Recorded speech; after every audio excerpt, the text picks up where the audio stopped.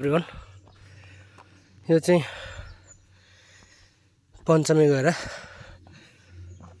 मात्र हाम्रो गाउँ थियो अलिक माथि जङ्गल एरिया हो। यहाँ चाहिँ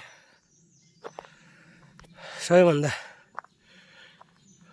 डेन्जर ठाउँ साँझ परेपछि तर्साउँछ भन्छ। दिउँसै पनि मलाई चाहिँ डर लाग्दै हिँडिरहेको छु। साँझ परेपछि चाहिँ यो बाटोमा म एक्लै चाहिँ हिँड्न सकिनँ।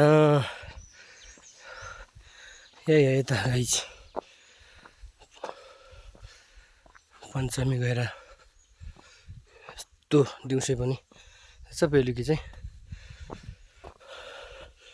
भूत प्रेतहरू ज्यादा लाग्छ हो यी त।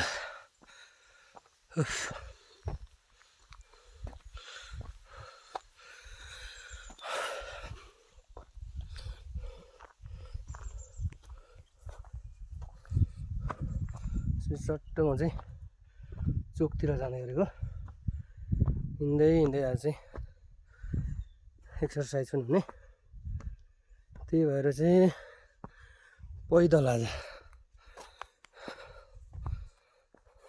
ल तलबाट फर्तिर चाहिँ हत्तु अगाडि बयाम पुर्ने हत्तु अगाडि हुँदै जाने हो घोटार। म चाहिँ अब सर्टकट बाटो लागे। यो चाहिँ हो हाम्रो पसल भन्ने टक्क वडा कार्यालय त्यहाँनिर हो। पहिला हामी स्कुल पढ्दा चाहिँ यही बाटो हिँड्थ्यौँ। आज धेरै वर्षपछि पैदल यो बाटो हिँडिरहेको छु। हिँड्ने बानी अलिक घटेछ है।